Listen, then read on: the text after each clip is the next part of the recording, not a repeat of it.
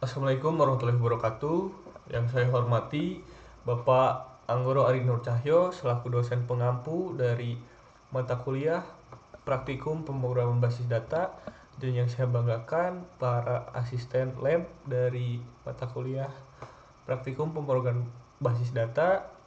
Kami dari kelompok SKS Sistem Kebut Semalam. Kali ini akan mempresentasikan proyek perancangan database aplikasi pencatatan penjualan untuk toko online kami. Kami akan membahas alur sistem secara lengkap, mulai dari struktur data hingga logika otomatisasi di dalamnya. Selanjutnya, slide selanjutnya. Nah, sebelum kami memaparkan hasil kami, alangkah baiknya kami memperkenalkan diri masing-masing.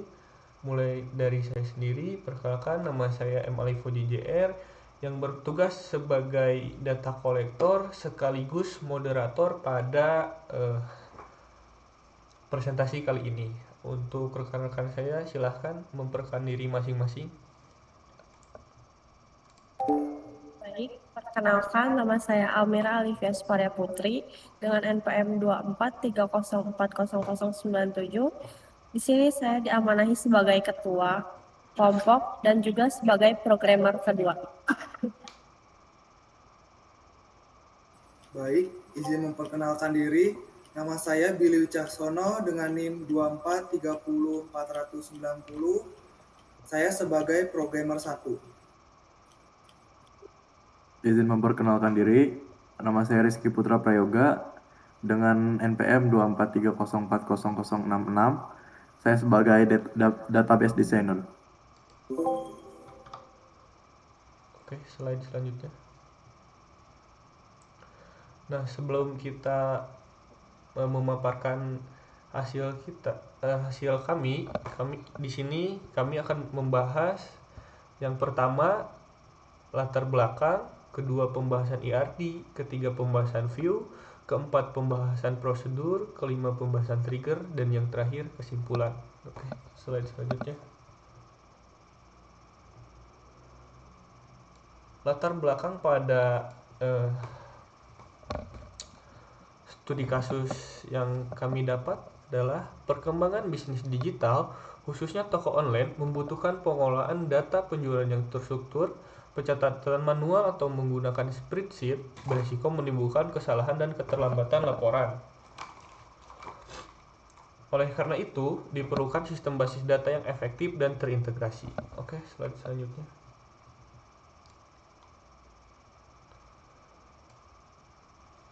Nah, pembahasan awal kali ini mengenai struktur dasar database kami, yaitu daftar tabel dan relasi antar tabel, akan disampaikan oleh rekan saya, Kang Rizky, kepada Kang Rizky. Waktu dan tempat saya persilahkan. Selanjutnya, saya akan menjelaskan daftar-daftar tabel yang sudah kita buat. Yang pertama, ada tabel kategori. Fungsinya yaitu menyimpan data pengelompokan produk untuk memudahkan klasifikasi barang. Contohnya, kaos, jaket, dan celana. Yang kedua, ada tabel produk. Fungsinya yaitu menyimpan informasi detail katalog barang, termasuk harga, stok, serta variasi ukuran dan warna. Yang ketiga, ada tabel pelanggan.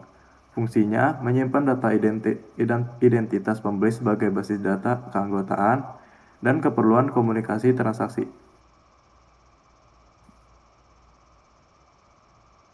Slide selanjutnya. Selanjutnya, yang keempat, ada tabel pesanan.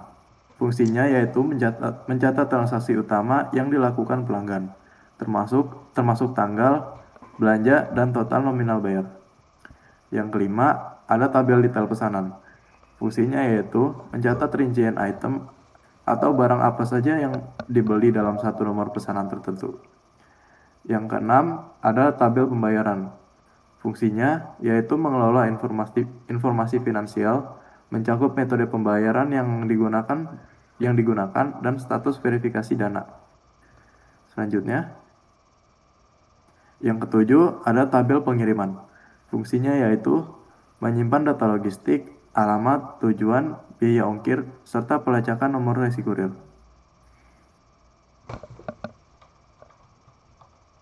Slide selanjutnya. Yang selanjutnya adalah relasi antar tabel.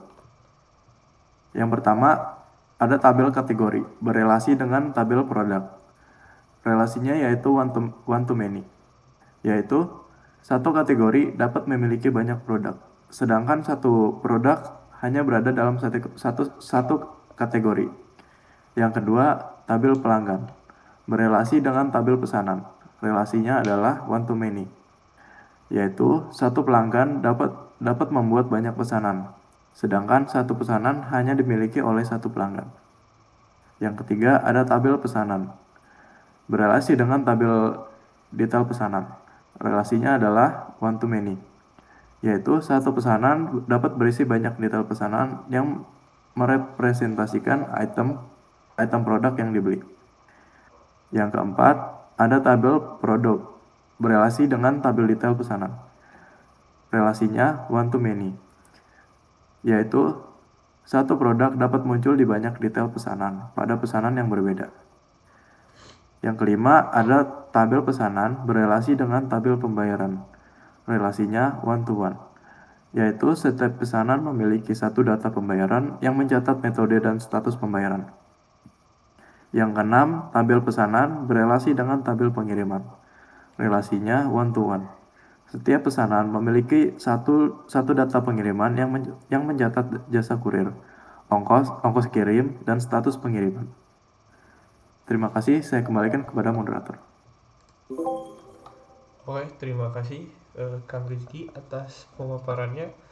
Selanjutnya masuk ke bagian saya sendiri selaku data kolektor. Tugas saya di sini adalah memastikan data yang diperlukan, sistem terkumpul dan masuk ke database menggunakan perintah insert into. Data ini kami bagi menjadi 3 fase. Yang pertama data master, kedua data transaksi, dan ketiga data finalisasi. Nah, yang pertama kita masuk ke pengumpulan data master. Ini adalah fondasi dari sistem kita. Yang pertama, isi dari tabel pelanggan. Kami mengumpulkan data identitas seperti nama, alamat, email, dan nomor HP. Nah, penting dicatat bahwa email bersifat unik agar tidak ada duplikasi akun dengan target minimal 30 data pelanggan. Nah, lalu masuk ke isi tabel kategori. Kami mengumpulkan sekitar ada 10 kategori yang fungsinya adalah untuk mengelompokkan produk berdasarkan jenis pakaian, misalnya kaos, kemeja, atau celana, agar memudahkan programmer untuk mencarinya. Nah, lalu setelah data master tersedia, barulah sistem mencatat aktivitas transaksi seperti isi tabel pesanan. Setiap ada pembelian, kita mencatat tanggal pesanan, statusnya, dan total harga. Data ini terhubung langsung dengan data pelanggan untuk mengetahui siapa yang melakukan pembelian. Oke, slide selanjutnya.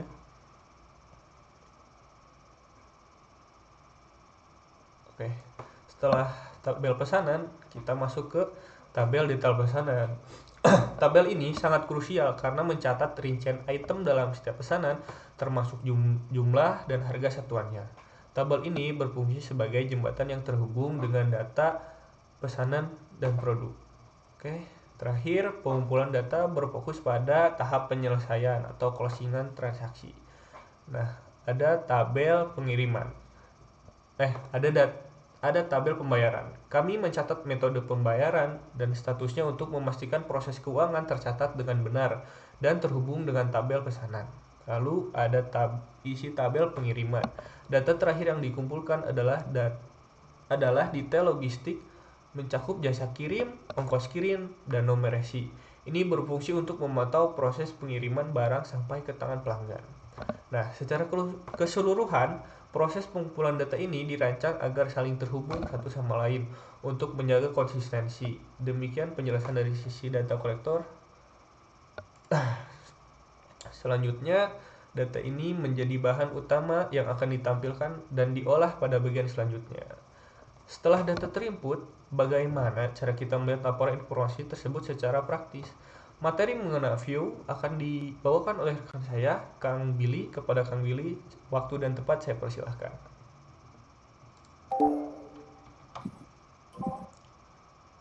Baik, terima kasih moderator atas waktunya untuk mempresentasikan materi hari ini. View terbagi menjadi 3, ada view agregasi, view join, dan view bebas. View agregasi adalah view yang menampilkan data hasil perhitungan seperti count, sum, and AFG. Lalu ada yang kedua, ada view join. View join adalah view yang menggabungkan data dari beberapa tabel. Dan yang ketiga, ada view bebas. View bebas ini adalah view yang sederhana dari satu tabel tanpa perhitungan atau join. Selanjutnya, nah, untuk view agregasi kita membuat ada 5. Contohnya seperti F_AGG_total stok per kategori. Nah, itu tuh menghitung jumlah stok fisik yang tersedia untuk setiap kategori produk. Misal, total stok baju atau stok celana. Nah, ini si aktornya adalah manajemen gudang. Lalu yang kedua ada V_AGG_rata harga per kategori. Nah, ini tuh menghitung harga jual rata-rata dari produk di setiap kategori. Nah, untuk si aktornya ada manajemen pemasaran. Nah, selanjutnya ada nomor 3, ada V_AGG_jumlah per ukuran. Nah, ini tuh menghitung berapa banyak varian produk yang tersedia berdasarkan ukurannya, seperti S, M, XL, dan sebagainya itu. Nah, ini tuh si aktornya adalah pengadaan barang. Selanjutnya ada nomor 4, yaitu ada F_AGG_jumlah per warna. Nah, itu tuh menghitung berapa banyak varian produk yang tersedia berdasarkan warnanya. Biasanya aktornya itu ada si manajer produk. Selanjutnya nomor 5, F_AGG_omset per harian. Nah, itu tuh menghitung total pendapatan atau omset per hari dari pesanan yang tidak dibatalkan. Nah, ini tuh si aktornya adalah keuangan, bagian keuangan. Selanjutnya ada view join. Nah, view joinan itu kita buat ada 5 juga. Yang pertama P_join_produk kategori. Nah, itu menyajikan daftar lengkap produk beserta nama kategorinya. Jadi memudahkan pembaca katalog tanpa perlu melihat kode kategorinya. Nah, ini tuh si aktornya itu ada admin katalog. Selanjutnya nomor 2 ada V_join_pesanan pelanggan. Nah, itu tuh menampilkan rekap header pesanan, siapa yang pesan, terus kapan, terus totalnya, tanpa melihat detail itemnya. Nah, itu tuh si aktornya ada si customer service. Selanjutnya nomor 3 ada V_join_detail item. Nah, itu tuh fungsinya memperincikan item apa saja yang ada di dalam sebuah pesanan, ya, seperti isi keranjang, terus isi belanja, terus nah itu tuh si aktornya ada si staf gudang. Selanjutnya nomor 4 ada V_join_pembayaran info. Nah, si fungsinya ini ada menggabungkan data pembayaran langsung ke nama pelanggan untuk memverifikasi status lunasnya atau belum. Nah, ini tuh si aktornya bisa staf keuangan. Lalu yang terakhir 5 ada V_join_pengiriman info. Nah, ini tuh fungsinya atau menyandingkan nomor resi pengiriman dengan nama penerima paket dan status kurirnya. Nah, itu si aktornya ada tim logistik. Selanjutnya ada view bebas. Nah, view bebas ini terbagi juga jadi 5 yang saya buat. Yang pertama ada V_bebas_kontak. Nah, ini tuh menyediakan daftar ringkasan berisi nama, email, nomor HP, si pelanggan digunakan sebagai mailing list atau data kontak. Nah, ini tuh biasanya si aktornya ada digital marketing. Nah, selanjutnya nomor 2 ada V_bebas_stok kritis. Nah, ini tuh fungsinya sistem memperingatkan dini menampilkan produk yang jumlahnya sudah sangat sedikit di bawah 20 dan harus segera dipesan ulang. Nah, ini tuh si aktornya ada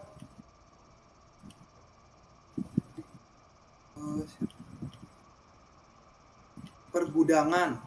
Nah, selanjutnya nomor 3, fee underscore bebas underscore produk mahal. Nah, ini tuh melakukan segmentasi produk kategori premium, harganya di atas 150.000. Nah, itu si aktor ada manajer strategi bisnis. Selanjutnya nomor 4, fee underscore bebas underscore sedang dikirim. Nah, ini fungsinya ini fokus memantau pesanan yang statusnya sedang dalam perjalanan atau sudah keluar gudang tapi belum sampai. Nah, ini tuh aktornya bisa customer service.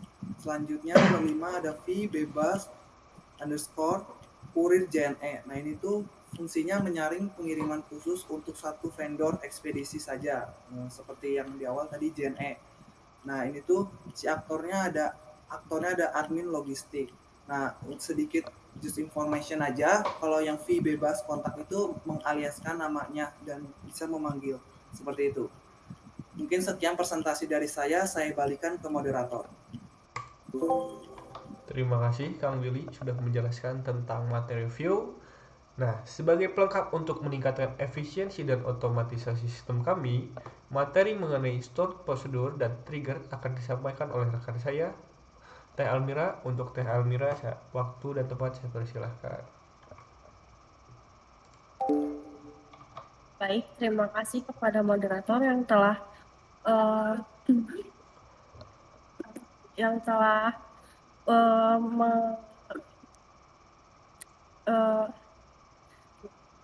telah mempersilahkan saya untuk memaparkan materi terkait store prosedur dan juga trigger.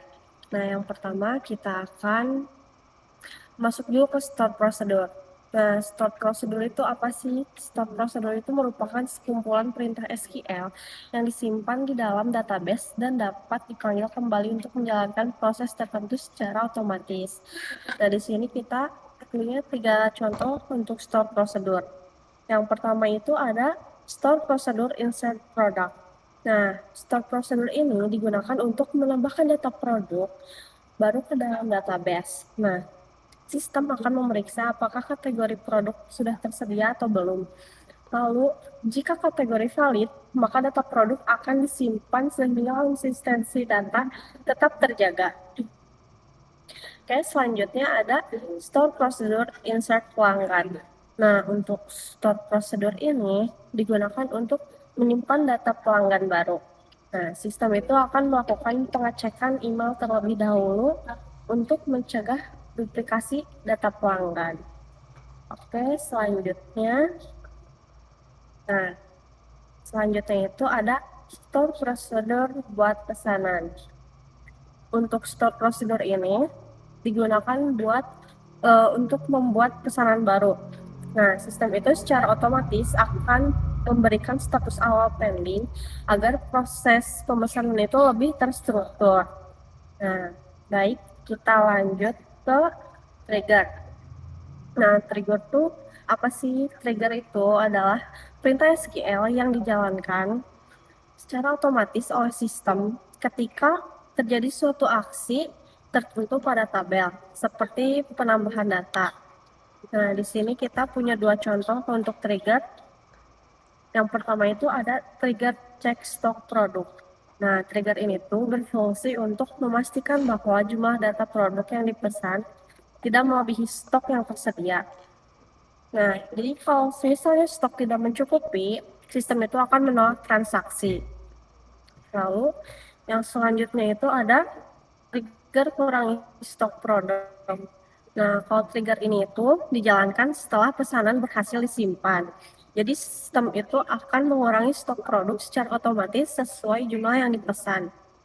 Nah, baik, sekian pemaparan saya. Saya kembalikan kepada moderator. Oke, terima kasih kepada Teh Almira yang sudah menyampaikan materi tentang store, prosedur, dan trigger. Oke, selanjutnya.